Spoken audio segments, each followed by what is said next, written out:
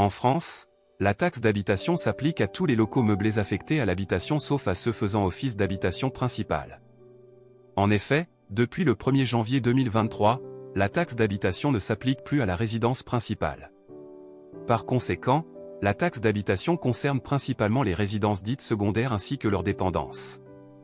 À titre d'exemple, peut être qualifié de dépendance, le garage, le jardin d'agrément, le parc ou le terrain de jeu d'un local ou d'un logement.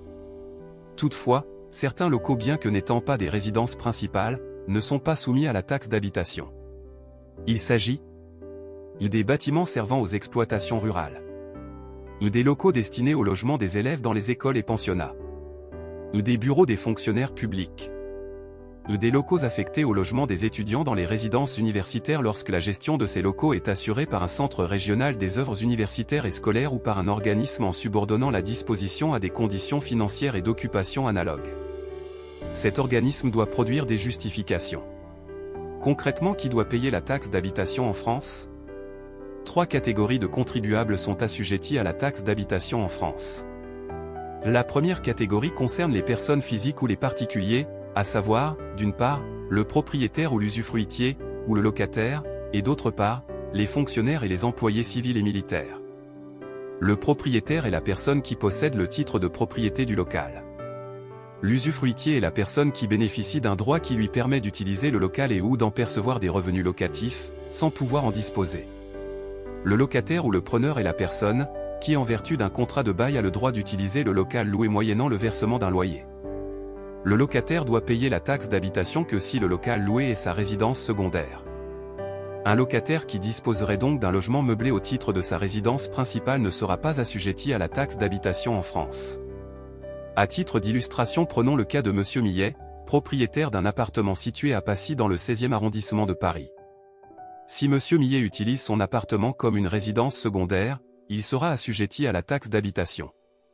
Toutefois, si Monsieur Millet donne en usufruit, à sa fille Jade, son appartement situé à Passy, c'est Jade qui sera assujettie à la taxe d'habitation si elle en dispose comme résidence secondaire.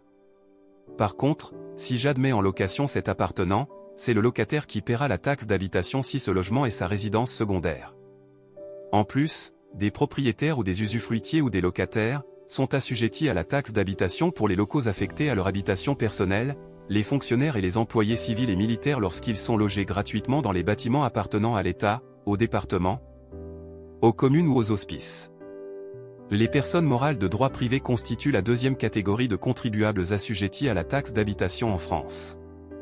Il s'agit, d'une part, des sociétés, associations et organismes privés, et d'autre part, des sociétés d'attribution d'immeubles en jouissance à temps partagé. Pour les sociétés, associations et organismes privés, la taxe d'habitation est due sur les locaux, occupés à titre privatif, et qui ne sont pas soumis à la cotisation foncière des entreprises, CFE. S'agissant des sociétés d'attribution d'immeubles en jouissance à temps partagé, elles sont redevables de la taxe d'habitation sur les résidences secondaires et autres locaux meublés non affectés à l'habitation principale afférente aux locaux attribués en jouissance à leurs membres. Les organismes de l'État, les départements et les communes ayant des locaux dépourvus du caractère industriel ou commercial, constituent, enfin, la troisième et dernière catégorie de contribuables assujettis à la taxe d'habitation en France. Qui ne doit pas payer la taxe d'habitation en France ? Les contribuables exonérés de la taxe d'habitation en France sont les pensionnaires des établissements spécialisés. Il s'agit des personnes qui ont quitté leur résidence principale pour entrer dans un centre de soins de longue durée ou une maison de retraite. Les hôtels, les chambres d'hôtes et les locaux classés, meublés de tourisme, peuvent être exonérés par leur commune s'ils sont situés dans des zones de revitalisation rurale, ZRR. L'exonération de ces établissements est conditionnée par le renseignement et l'envoi de la déclaration numéro 1205-GD à leur centre des finances publiques au plus tard le 31 décembre de l'année pour laquelle l'exonération est applicable. L'exonération de la taxe d'habitation s'étend, également, aux expatriés rentrés à la suite d'un appel à quitter leur zone de résidence ou d'une opération de retour collectif. Par exemple, en cas de crise politique ou sanitaire, les expatriés sont non assujettis à la taxe d'habitation sur les résidences secondaires au titre du logement qui servait de résidence principale en France avant leur expatriation. Le dégrèvement de la taxe d'habitation est obtenu après le dépôt d'une réclamation. De même, l'exonération de la taxe d'habitation s'applique aux établissements publics scientifiques, d'enseignement et d'assistance. À l'établissement public d'insertion de la défense. Aux habitants reconnus indigents par la Commission communale des impôts directs. Aux ambassadeurs et autres agents diplomatiques de nationalité étrangère dans la commune de leur résidence officielle et pour cette résidence seulement, dans la mesure où les pays qui le représentent concèdent des avantages analogues aux ambassadeurs et agents diplomatiques français. La situation des consuls et agents consulaires est réglée conformément aux conventions intervenues avec le pays représenté. L'exonération de la taxe d'habitation sur les résidences secondaires et autres locaux meublés non affectés à l'habitation principale ne pouvait, en tout état de cause, être accordée que dans la commune de la résidence officielle et pour cette résidence seulement. Comment effectuer sa déclaration en matière de taxe d'habitation? Pour l'imposition à la taxe d'habitation, c'est le propriétaire du local d'habitation, qui peut être une personne physique ou une personne morale, qui effectue une déclaration dite d'occupation de sa résidence secondaire auprès des services fiscaux. Cette déclaration d'occupation doit être effectuée sur le site impôts.gouv.fr dans l'espace Gérer mes biens immobiliers. Sur la fiche de déclaration, le propriétaire doit préciser la nature de l'occupation, résidence principale, secondaire, logement vacant. Il doit, également, identifier et préciser la période d'occupation, si le logement est occupé par un tiers, par exemple un locataire. La déclaration d'occupation doit être effectuée avant le 1er juillet. Et si le logement n'a encore fait l'objet d'une déclaration? Et s'il y a eu des changements depuis la précédente déclaration? Comment est calculée la taxe d'habitation? La taxe d'habitation est une taxe annuelle. Elle tient compte de la situation du contribuable au 1er janvier de l'année d'imposition. La taxe d'habitation se calcule, de la façon suivante. Taxe d'habitation égale à valeur locative multipliée par le taux d'imposition. La valeur locative représente le niveau de loyer annuel théorique que la propriété concernée pourrait produire si elle était louée.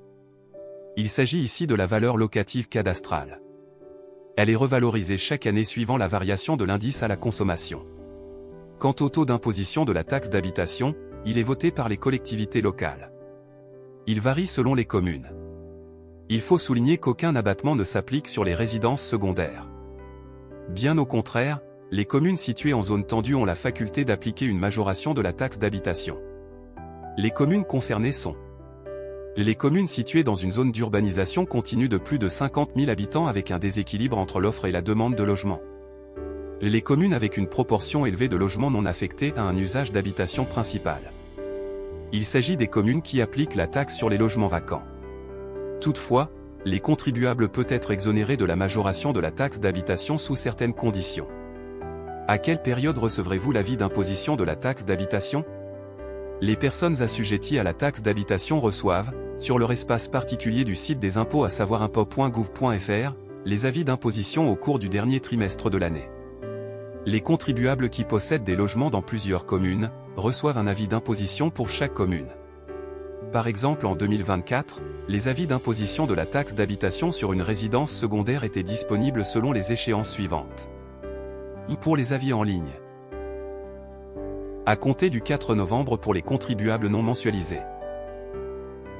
À compter du 18 novembre pour les contribuables mensualisés. Pour les avis papier. Entre le 6 et le 18 novembre pour les contribuables non mensualisés. Entre le 21 et le 28 novembre pour les contribuables mensualisés. En 2024, les contribuables devaient s'acquitter de la taxe d'habitation avant le 15 décembre. Nous sommes à la fin de cette vidéo. Merci de l'avoir regardée. Si vous découvrez cette chaîne, n'hésitez pas à vous abonner pour être informé de l'actualité fiscale.